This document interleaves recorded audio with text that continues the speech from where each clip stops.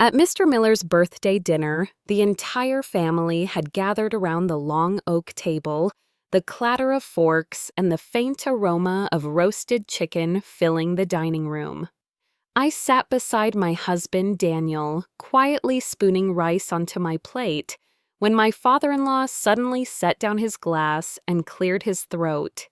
His words dropped like a stone into the middle of the meal. "Emily," he said firmly, "your mother-in-law can no longer walk. From tomorrow on, you need to quit your job and stay home to care for her full-time." For a moment, I froze, stunned by the audacity of such a demand. Then I laid my chopsticks across my plate and looked him straight in the eye. My voice was steady, sharper than I intended. "I earn more than $5,000 a month. I will not quit.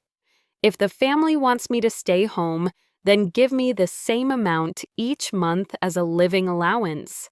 Otherwise, it makes no sense." His face darkened the warmth from moments before evaporating. My sister-in-law leaned forward with a smug smile, eager to echo his authority. "Emily, you are the daughter-in-law. Caring for your mother-in-law is your duty." I turned toward her with a cool stare and said evenly, "Fine.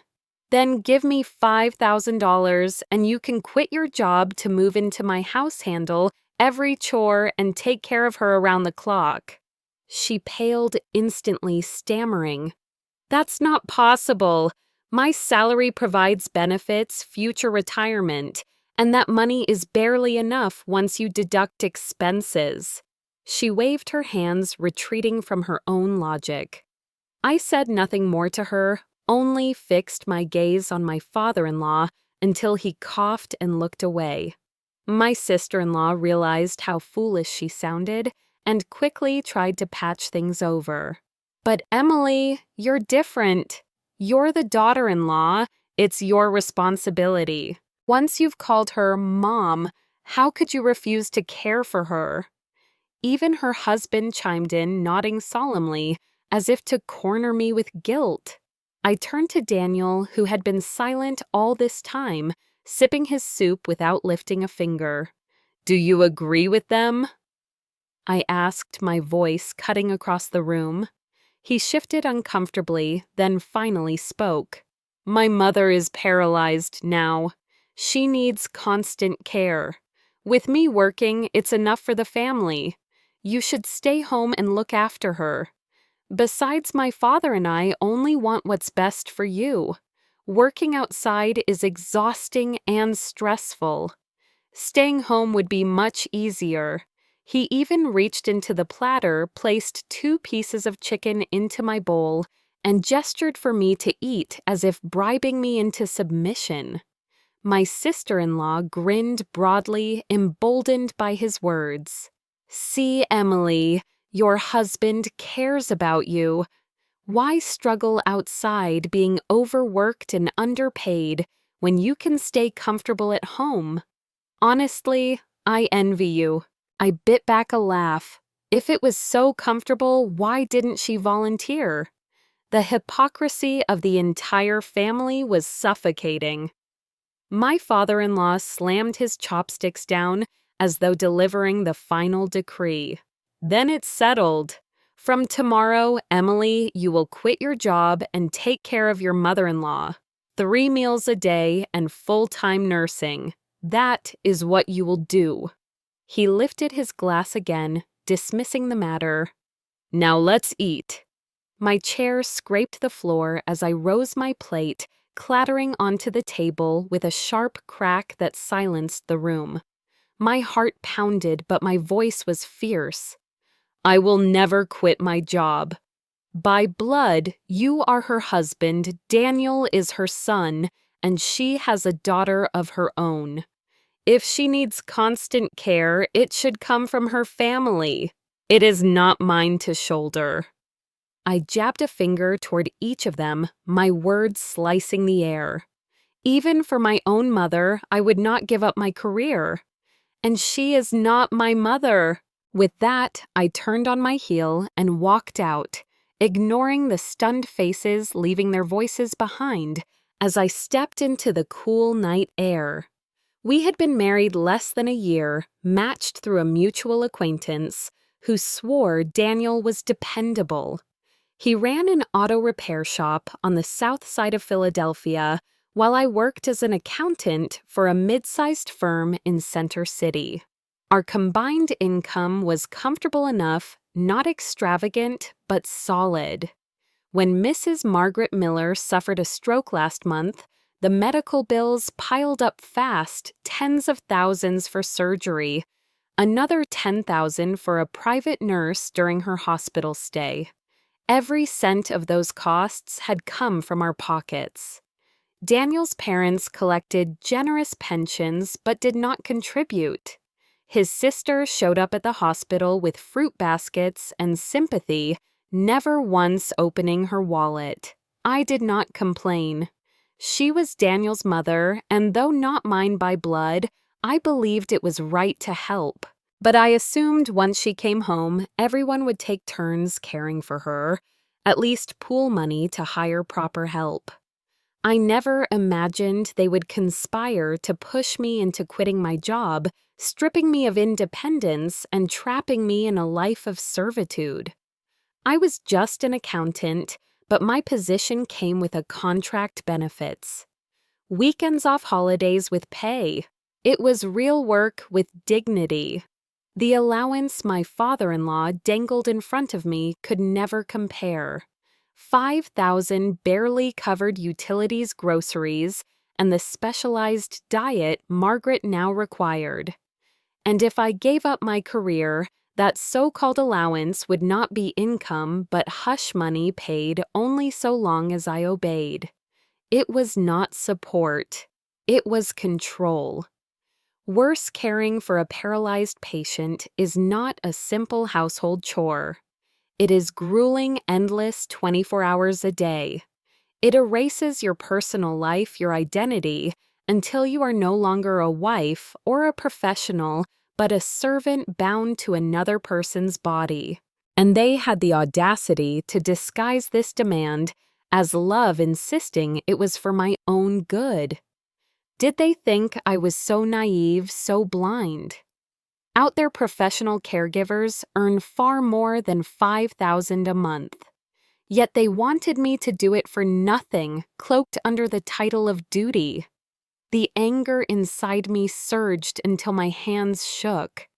I had tried to be patient, to be understanding, but that night, standing in the middle of their dining room, with all eyes on me, I understood the truth. They did not see me as a partner, a daughter-in-law, or even a person with my own life.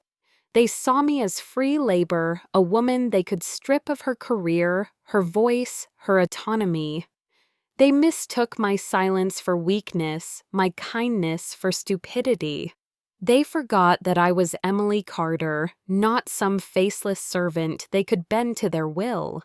And as I walked away from that dinner table, my decision was sealed. I would not surrender my life for their comfort. I would fight, I would resist, and I would claim what was mine, no matter how they tried to twist family duty into chains.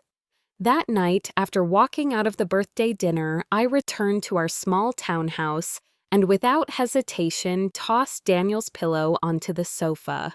It was a deliberate statement, one I knew he would understand the moment he walked in. He didn't come home until nearly 11, and when he saw his pillow lying on the couch instead of the bed, his face instantly darkened. "Emily." He snapped, his voice dripping with contempt. "I never thought you were this kind of woman. All this time you pretended to be respectful and dutiful, and now I see it was all an act. My father simply asked you to quit your job to care for my mother, and instead of agreeing, you humiliated him in front of the entire family and stormed out. Today was his birthday. You crossed the line." I almost laughed at the absurdity of his outrage. Crossed the line who had crossed the line first. A family that had cornered me, schemed against me like I was an outsider, tried to strip me of my independence, and yet he dared to play the victim. He pressed on, his voice rising with self-righteous anger. My mother raised me with so much hardship, and now she's paralyzed. She's already suffering enough. You're her only daughter-in-law. How can you turn your back on her in her time of need? How can you be so heartless? I lifted my head slowly, meeting his eyes with cold steel. Daniel Miller. I said each syllable deliberate. Your mother may have raised you, but she never raised me. If you feel so guilty about her suffering, then you quit your job and stay home to care for her. That is your responsibility, not mine. His face flushed, but I didn't stop. I don't understand where this so-called tradition came from, this constant chant of, my mother suffered, my mother sacrificed. Take. If she struggled, that was her choice and her duty to her children, not to me. Her hardship does not shackle me. I leaned back, my voice sharp and unrelenting. Do you even realize what you're saying? My salary is steady. Month after month, I bring home nearly as much as you, sometimes more. And yet you demand I throw away my career to serve your family. Be honest with yourself, Daniel. Who really brings stability to this household? His lips tightened because we both knew the truth. He liked to boast that he made close to $9,000 a month at the auto shop, but most months he barely touched $8,000. By the time he bought cigarettes, his weekend drinks, his personal expenses, and sent a tidy sum back to his parents, the money he actually contributed to our home was less than mine. I smiled bitterly as I laid out the numbers, and I could see his pride shatter, his ego bruised raw. He stormed into the bedroom, dragging my pillow out as though it were a weapon. He hurled it toward me and barked, "This is my house. I bought it. Who do you think you are telling me to sleep on the sofa? If anyone sleeps out here, it's you. And let me make one thing clear tonight. My mother is your obligation. You will care for her. The law requires us to respect and provide for our elders. Don't push me to the point where I have to remind you again." He slammed the bedroom door with such force the frame rattled. A decorative red cord slipped off the wall, and the echo of the crash vibrated through the house long after his footsteps quieted. I picked up the pillow from the floor and sat on the sofa, staring at the shadows stretching across the living room. My chest tightened, but not from sorrow, from clarity. So this was marriage. So this was what family meant. The moment personal interests were threatened, affection shattered and masks fell. The man who once vowed to protect me, who once whispered promises of partnership, now stood across from me like an adversary, dictating orders and weaponizing law and tradition to chain me down. That night, sleep never came. I sat in silence, my mind replaying the evening like a cruel film reel. Each scene peeled away another layer of illusion until the warmth I thought I had was stripped bare. I realized that if I made the right choices now, perhaps it wasn't too late to reclaim myself. The entire weekend passed without Daniel returning home. I didn't bother asking where he was. It was obvious he had retreated to his parents' house where his outrage could be nurtured and applauded. In truth, his absence was a relief. No fights, no accusations, no glares across the dining table, just silence, and silence was easier. Monday morning, I straightened my blazer, tied back my hair, and went to the office like always. I needed the grounding comfort of routine. But as soon as I stepped out of the elevator, the receptionist intercepted me. her face hesitant. "Emily," she whispered, "is it true you're resigning?" "Please tell me it's not. We've worked together for 6 years. I can't imagine this place without you."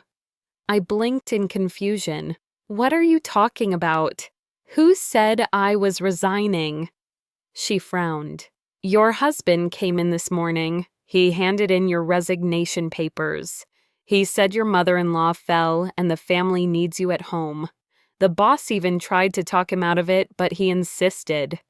The blood drained from my face, then burned hot with fury.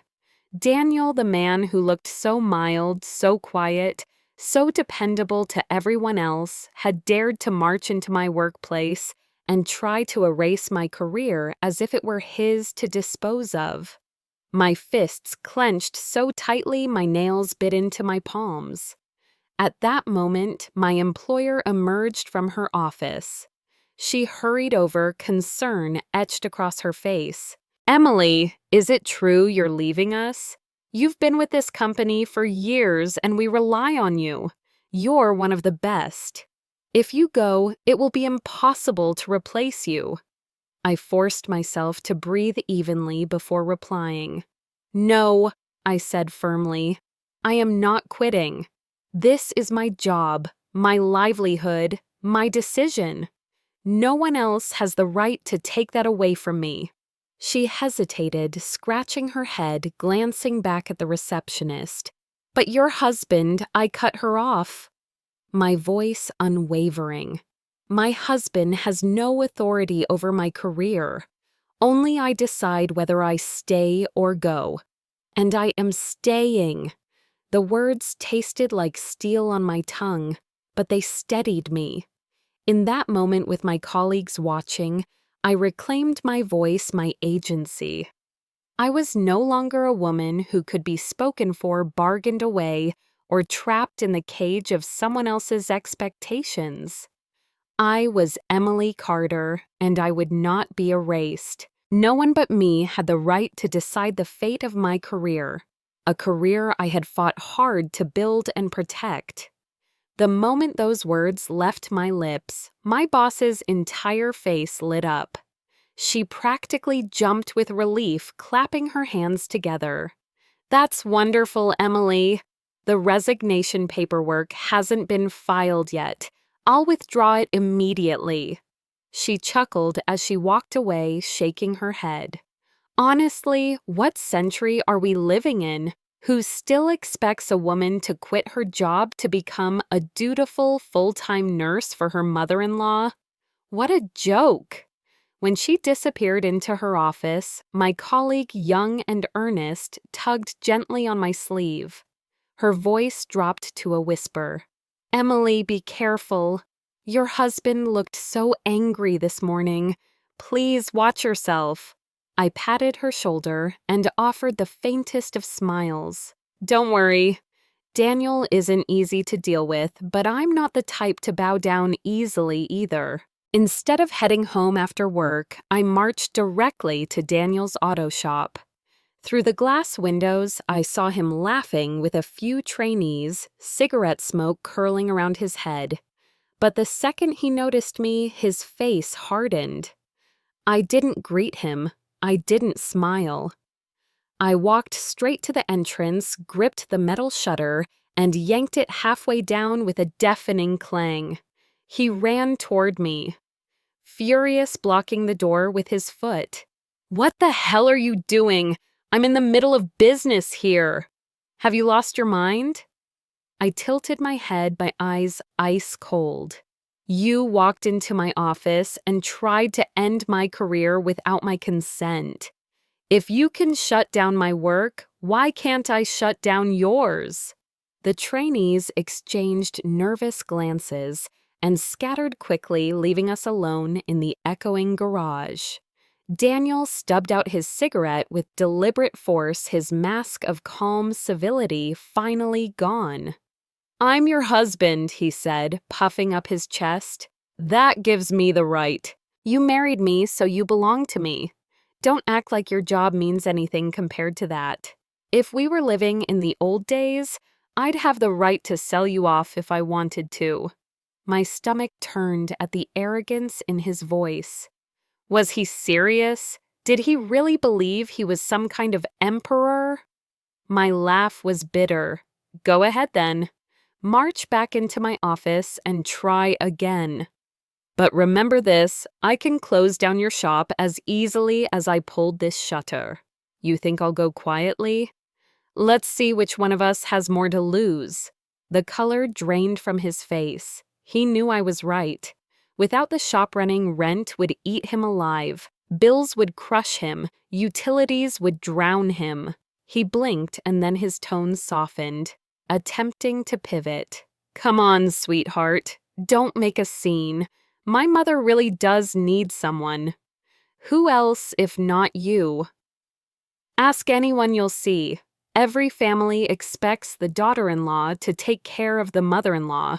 It's tradition. He tried to sweeten the deal, his voice slick with manipulation. My father already promised you $5,000 a month. Isn't that exactly what you make at your job? Why fight it? You'd have the same money, but without the stress. I stared at him, at the smug curve of his lips, and felt something inside me crack. How had I not seen it before? His shamelessness, his entitlement. I had thought I married a quiet, dependable man. But beneath the mask, he was selfish to the core, a parasite dressed as a husband. Thank God I hadn't had children with him yet. Thank God I still had time to cut my losses. He stepped closer, painting pictures of a life he thought I'd crave. Just imagine it, Emily. You'd stay home, cook clean, live comfortably without the pressure of work. Later, we'll have a son. You'll care for Mom and for our child at the same time. One effort, two results. Perfect, right, darling? His grin was infuriating. Perfect for him, maybe. Perfect for his family. For me, it was nothing short of a nightmare. Stop talking, I hissed. If you think I'll ever quit my job to become your family's unpaid servant, you're dreaming. With that, I turned on my heel and left the garage, the metallic clang of the shutter echoing behind me like applause to my defiance. But the battle was far from over.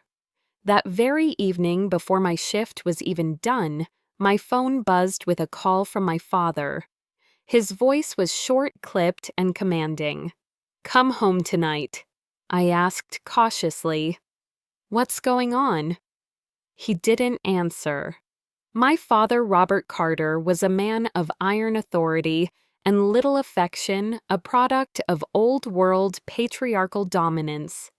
He had spent his entire life barking orders, treating my mother like a servant, and striking me whenever he pleased. I had married Daniel in part to escape that suffocating house. Just get here, he snapped before slamming the phone down. That night, I returned reluctantly to my parents' home, the air heavy with dread. And there, seated comfortably on the worn sofa, was Daniel sipping tea with my father, like they were allies in some secret pact. The sight stopped me cold. I turned to leave, but my father's voice lashed out like a whip. Where do you think you're going? Feeling guilty for your little schemes? The bile rose in my throat. I knew instantly what had happened. Daniel had tattled, spinning his version of events to turn my own father against me. I stepped inside, my words icy. Who's scheming here, father? Who's hiding behind lies and manipulation? Your son-in-law came running to you because he couldn't control me himself. My father shot up from his chair, jabbing a finger in my face. You're a disgrace!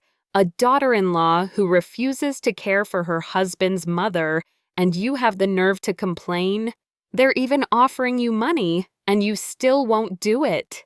$5,000 a month, and you act like you're above it. You've forgotten your place. His voice thundered through the room, dragging me back to a childhood filled with blows and punishments. Every mistake I made, every misstep my brother made, I was the one beaten. Bruises and welts had been my inheritance. Only marriage had freed me from his hand. And now here he was again, raising his voice, raising his authority, ready to strip me of my dignity once more. My chest heaved, but my words cut clean through the air. Then, take that 5,000 yourself, father. You go care for my mother-in-law. The silence that followed was absolute, broken only by the pounding of my own heart. In the past, I had feared my father. I had feared his voice, his temper, his fists, and the sting of his cane. But that night, standing in my childhood living room, with his hand wrapped around the handle of that same old switch, I realized that fear was gone. Men like him only prey on the weak. Confront someone stronger and they shrink into silence. His face was red with rage, spit flying from his lips. So you've lived with the Millers for 1 year, and now you think you can talk back to me? Who do you think you are? He stomped to the corner of the room and yanked out a whip-like cane, the same one that had scarred my childhood. He had used it for every infraction, real or imagined. If my brother made a mistake, I was the one struck. If I was late, if I spoke too softly, if I cried, he beat me anyway. Cane after cane had broken against my skin, but always he found another. Daniel put on a pathetic performance, holding his hands up like a peacemaker. Father, don't be angry. Don't strike her. She must be overworked and confused. She didn't mean to disrespect you. His words, oily and false, only fanned the flames. My father's face twisted darker veins throbbing in his forehead as he rolled up his sleeves, ready to bring the cane down. But this time, I wasn't the obedient little girl waiting for punishment. My body moved before my mind caught up. As he raised his arm, I jumped onto a chair, then leapt straight onto the family altar, my hand closing around the ancestral tablet that had sat there for generations. I held it high, my chest heaving. "Go ahead," I shouted. "Hit me. I swear to you, I'll smash this into pieces." My father froze his fury, battling with superstition. He was not just authoritarian, he was deeply superstitious, and in his eyes those carved words meant more than flesh and blood. His voice broke into a roar. "You wouldn't dare! Put it down right now." For the first time in my life, I saw fear flicker across his face, and I felt nothing but cold resolve. Daniel stepped forward, his voice sharp as a match head striking. "Emily, stop this nonsense. You won't care for your husband's mother. Now you insult your own father and even threaten the ancestors. Do you have no shame, no respect?" Every syllable out of his mouth was gasoline poured onto the fire. My stepmother, who had been hiding in the kitchen, as always, finally emerged with her soft, syrupy voice. "Emily, sweetheart, please put it down. Don't anger the spirits. Our family needs their blessing." She had never once protected me from my father's wrath. She only ever appeared afterward feigning sympathy, while making sure his dominance remained unchallenged. My father's voice dropped to a chilling growl. "If you don't set it down this instant, I will disown you.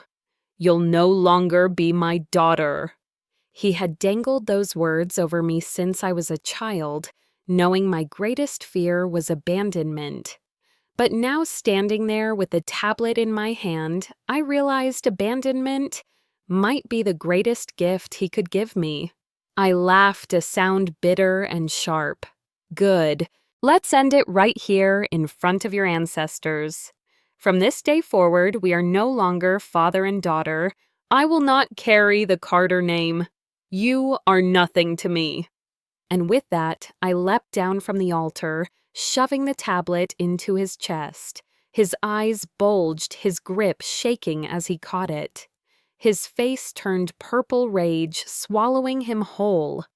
"Ungrateful bitch! If you ever come crawling back, you are dead to me."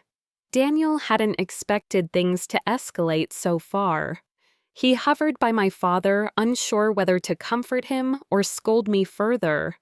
"Don't worry, Dad," he muttered, guiding him back toward the altar. "I'll take her home and make her see reason. She'll apologize. I'll make sure she kneels if she has to." I looked at the three of them, my father, my husband, my stepmother, and a hollow laugh escaped me. For a woman like me, there was no such thing as home. Not here, not with them. My husband's house wasn't mine, and the house where I was born had never been mine either. I had no place in either world. But strangely, the thought didn't terrify me. It freed me. Half a month passed without Daniel mentioning my resignation again. He acted calmer, even courteous at times, but I knew better. A wolf doesn't turn into a sheep. His silence was not surrender. It was calculation, and I had no illusions left. I poured myself into work, tightening every corner of my life, preparing for the future I knew I'd have to carve alone. I avoided arguments, avoided questions, let the days pass while I gathered strength. Then one evening, I came home to find him clearing out the spare bedroom. Dust clung to his arms, sweat beading down his temples, but he smiled at me as if everything were perfectly ordinary. "Honey," he said casually, "my parents will be moving in tomorrow. You should start thinking about quitting work. It'll be more convenient that way." My heart clenched with grim confirmation. Of course. So this was his plan all along. I hung my bag on the hook, my voice flat. "Who told you I'd be quitting?" His smile twisted into a smirk, thin and mocking. "Emily, you don't have a choice. You're my wife. This is what wives do." Emily, Daniel said smoothly, stepping closer with that familiar air of false tenderness. "Your mother is gone, and now your father has disowned you. You've cut ties with your family. Who else do you have besides me?" He reached out as if to embrace me, but I shoved him away with both hands. He didn't flinch. He leaned in again, lowering his voice to something he probably thought was persuasive. "Women can only rely on their husbands. Who else is there to trust? Yes, we've had our misunderstandings, but you're still my wife. I won't abandon you." His eyes gleamed with self-importance. "All you have to do is take care of my parents, especially my mother, and give me a son. If you do that, you'll never have to worry about money, about clothes, about food. You'll live comfortably for the rest of your life." I burst into laughter, a sound so loud and bitter, I had to sit down to catch my breath. My body shook as the absurdity of his promises washed over me. He frowned, offended.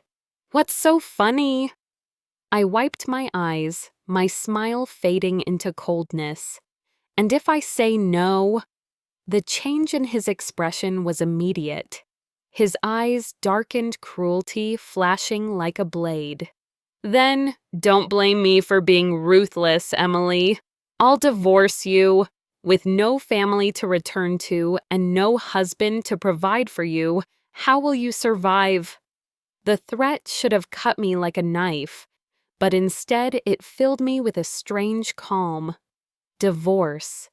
If he initiated it, he would be the one freeing me. "Fine," I said simply. "Let's get divorced." He blinked, stunned. He had expected tears begging desperation.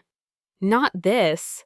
He scrambled to regain control, his words tumbling over each other. Are you crazy? Do you even understand what you'd be losing after divorce? What will you have left? The house, the car, the savings, they're all mine. You won't even have a place to sleep. He listed each item like he was reciting scripture, desperate to remind me of my supposed dependence. But I stood firm. The house and the car are yours. I won't fight you for them. You bought them before the marriage. But the savings account, that belongs to both of us. Don't you dare call it yours alone. His voice sharpened. Savings with your tiny salary. Everything in that account came from me. You barely covered groceries. I tilted my head, a bitter smile curving my lips. Groceries bills, daily expenses. You think those don't count? While you were out spending on cigarettes, on booze, on nights with your so-called friends who made sure the house ran, you think money magically saved itself? His patience snapped. Men work outside, women handle the home. That's how it's always been. No, I cut in my voice steady. That's how you've always wanted it, but it's not how it is with me. I walked away then into the bedroom, slamming the door. 2 hours later, while he thought I was asleep, his voice carried clearly through the thin walls. I pressed my ear to the wood and listened. Yeah, sis, he whispered into the phone. You were right. I just have to threaten divorce and she panics. Right now, she's sulking in the bedroom. What choice does she have? Other women can run to their parents, but she's got nowhere. She's stuck with me. Don't worry. This weekend we'll bring Mom over. Once she's in the house, Emily will have no choice but to take care of her. Trust me, she'll be more obedient than a dog. The words hit me harder than any slap. We had been married just over a year. Together, we had saved around $150,000. Add the wedding gifts, the jewelry, the gold his parents had given me, it totaled nearly $300,000. All of it I had entrusted to him, believing we were building a future together. But that night, listening to him gloat about turning me into a servant, I knew I had to act. Over the next several days, I kept my head down at home and worked in secret outside. I withdrew our joint savings in careful increments, visited insurance agencies, boutiques, and jewelers. I bought myself 3 different insurance policies, traded my old electronics for the newest models, and filled my closet with clothes and handbags that would hold their value. The rest I converted into gold rings, earrings, necklaces, bracelets. I made sure I had enough liquidity, enough assets that when the storm broke, I would not be left penniless. By the end of the week, I was ready. Saturday arrived, and with it Daniel, his sister Victoria Miller, and his father Robert Miller escorting Margaret Miller into our home. The moment she crossed the threshold, she began barking orders, as though she were a queen and I her maid. Why are you so late? I'm starving. Go cook something now. Victoria smirked, tossing her bag onto the couch. Make some porridge while you're at it. Emily, Mom's craving porridge tonight. Robert pulled open the refrigerator, peered inside, and clucked his tongue. Empty. Do you even know how to run a household? Go buy some pork, maybe peanuts. We'll have some drinks with Daniel tonight. The 3 of them spoke over one another, their voices sharp. Entitled as though I weren't the woman who had poured money into Margaret's hospital bills, as though I weren't the one who had built this home into something livable. In their eyes, I was nothing but free labor, a servant in my own house. I stood there in the doorway, my heart pounding, my face perfectly calm. This was the moment I had been preparing for. He had never once treated me like a daughter-in-law. That afternoon, he and his family waited as if I were returning to a job, not a home, and their commands sounded like a shift schedule. I did not answer them. I walked past their barking voices into the bedroom and pulled out the suitcase I had packed days earlier. The sound of the zipper cut through the living room. Daniel stared. "Why are you dragging out a suitcase when I told you to go buy groceries?" he snapped. I kept my tone level. "You said you wanted a divorce. I am doing exactly what you asked." He glanced from me to his father to his sister, and the confidence came roaring back into his face. He kicked the suitcase so hard that it tipped and thudded onto the floor. "You really are poorly raised," he said, sneering. "Your father was right to beat some sense into you." Victoria laughed under her breath and folded her arms. "Let her go, big brother. Divorce her, and see who would ever take a woman like this." Robert Miller shook his head as if disappointed by a disobedient child. "I never expected this from you, Emily.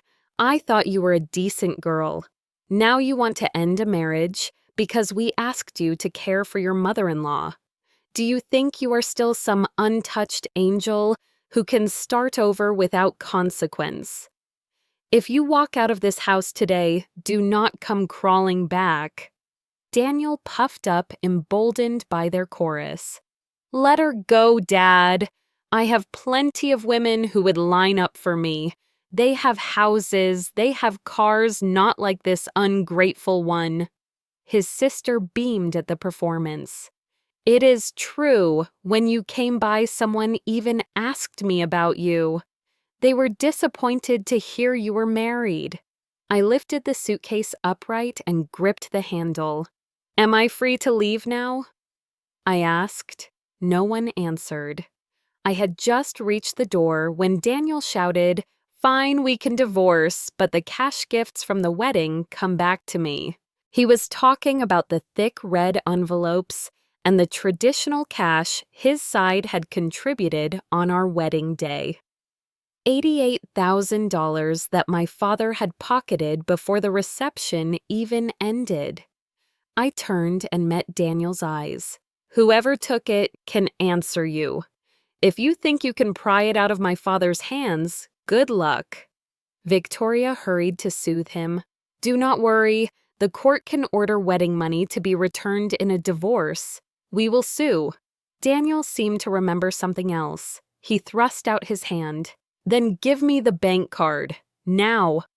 All our household savings had been kept in an account under his name, which he loved to wield like a collar around my neck.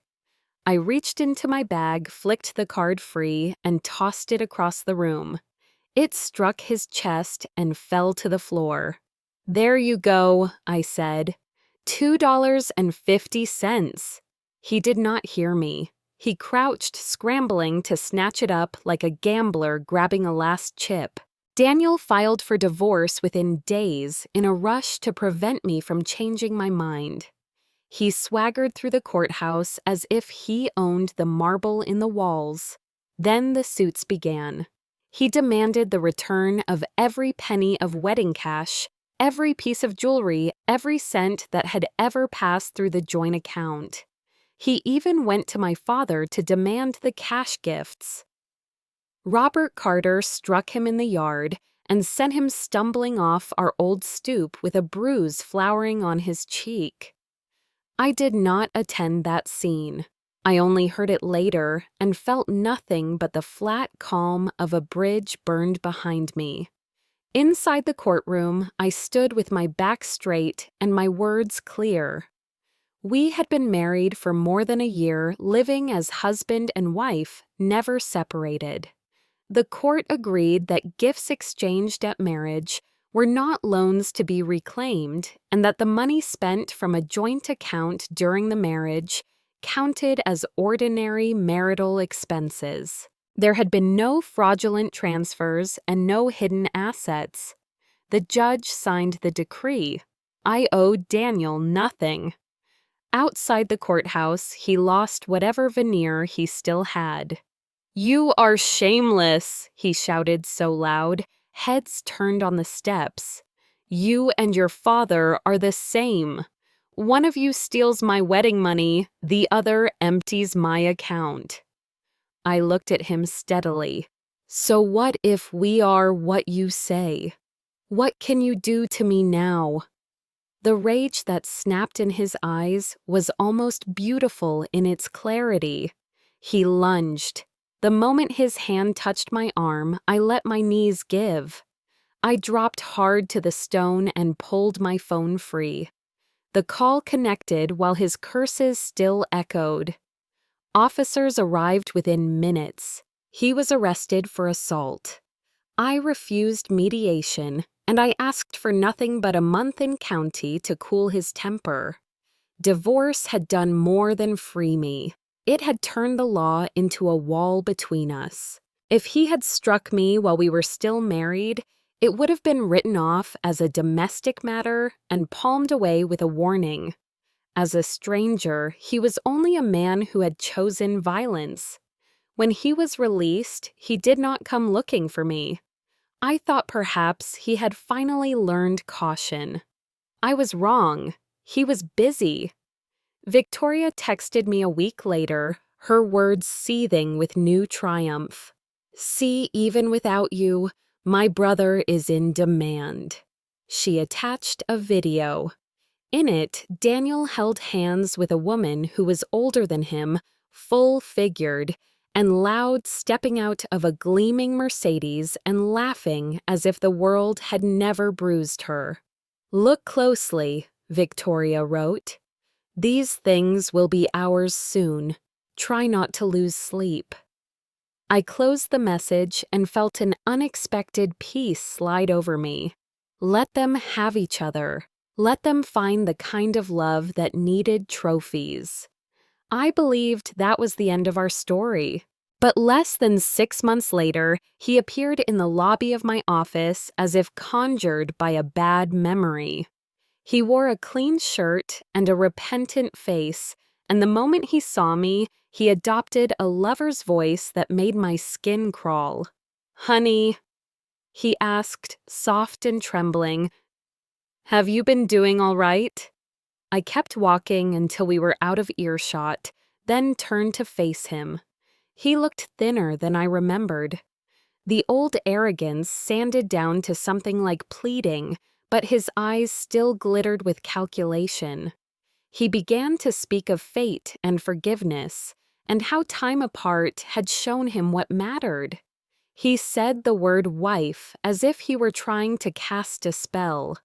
The lobby lights hummed above us, bright and indifferent, and I thought of the suitcase on my floor, the bank card with $2.50, the cold marble of the courthouse steps, the month he spent behind a locked door because he could not keep his hands to himself. I thought of the way his family had entered my home and ordered porridge and peanuts as if they were paying customers the way he had threatened me with homelessness, as if my life were an extension of his pride. He reached for my hand, and I let the silence carry everything I had already decided. Emily Carter had trained herself not to flinch at Daniel Miller's words, but when he dropped to his knees, right there in the lobby, she felt her breath hitch. "Emily," he said, voice cracking. "I was wrong. I should never have let my anger drive me. Please forgive me. Take me back." I narrowed my eyes. Men like him never knelt without a reason. It wasn't remorse I saw, it was calculation. Still, curiosity tugged at me, so I let the scene play out. "Didn't you already remarry?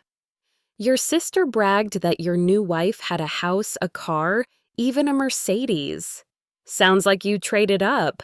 My thumb slid across my phone, pressing record. He grimaced as though I had pressed on a bruise. "Don't remind me. Victoria set me up, tricked me into that mess. That woman, Jessica Collins, she's 8 years older than me and came with a child. She's nothing compared to you. Before you even gave me money every month to help my parents, Now it's the opposite. She demands my parents pay her $1,000 a month. I bit the inside of my cheek to keep from laughing. He leaned closer, tears streaking down his face in a pitiful act. Emily, let's get married again. Life wasn't so bad before. It took losing you for me to realize you're the only woman I've ever loved. I can't live without you. His sobs cut off instantly when I asked, "And what about your current wife?" For a second, the mask slipped and a sly grin tugged at his mouth. He straightened his shoulders, voice dropping low. "You shouldn't be living alone.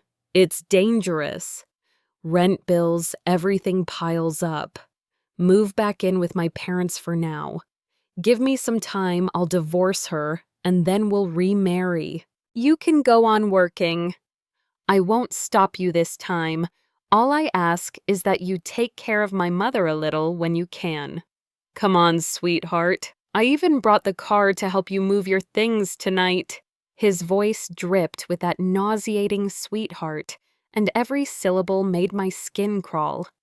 Just as I opened my mouth to cut him off, another voice rang out sharp and clear. "Who are you calling sweetheart?" I turned, and there she was. Jessica Collins, tall and broad-shouldered, every inch of her radiating authority. Daniel's face went white. He stammered, "Honey, what are you doing here?" He shrank back as Jessica stalked closer, towering over him. One swing of her hand cracked across his cheek, so hard he nearly fell. Then her gaze fixed on me. "You're Emily Carter, his ex-wife?" I nodded, but before I could speak, Daniel jabbed a finger at me, shouting, "It's her! She seduced me. She begged me to leave you so we could get back together." Shameless. He could lie as easily as breathing. Jessica tilted her head, studying me with eyes that burned, but I didn't bother defending myself. Calmly, I raised my phone and tapped play.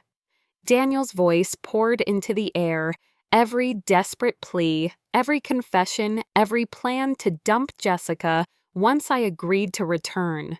His face drained of color. "Emily, you conniving!" He lunged, but Jessica's foot shot out, kicking him down hard.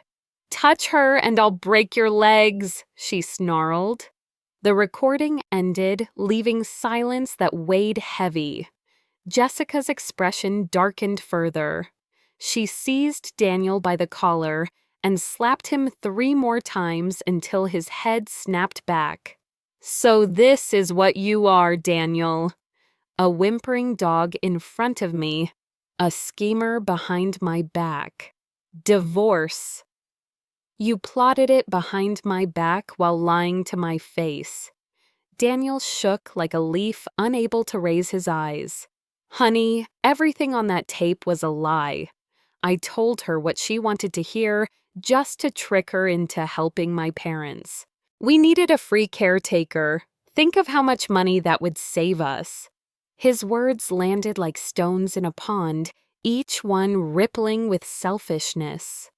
Even Jessica, the woman he had tricked into marriage, seemed stunned at the brazenness of his greed. I almost laughed. Divorce had freed me, but it hadn't changed him. He still thought I could be lured back into servitude, as if my life had no value beyond cooking, cleaning, and carrying his family's burdens. I slipped my phone back into my bag and met his eyes one last time. Whatever pity I might once have had was gone. He wasn't on his knees because of love. He was there because without me, he had no one left to exploit. "Stop embarrassing yourself. Go home. I'll deal with you later." Jessica Collins snapped, releasing her grip on Daniel. He scrambled to his feet and bolted like a cornered rat. I thought the scene was over, but Jessica turned back. "You're Emily Carter, right? The neighbors have mentioned you." Her shoulders sank with a sigh. That whole Miller family is trash. All they see is my money. They wanted me to be their live-in caretaker for his parents. I raised a brow. Then why stay with a family like that? Wouldn't it be better to walk away? Her eyes hardened. They can scheme all they want. I can take it. I just want my son to grow up in a complete home. And if Daniel steps out of line, I'll beat him until he learns. Marriage or not, at worst, it's domestic violence. It means nothing. She strode off, leaving me stunned. There really were women who could tolerate a man like Daniel. My own life finally began to settle.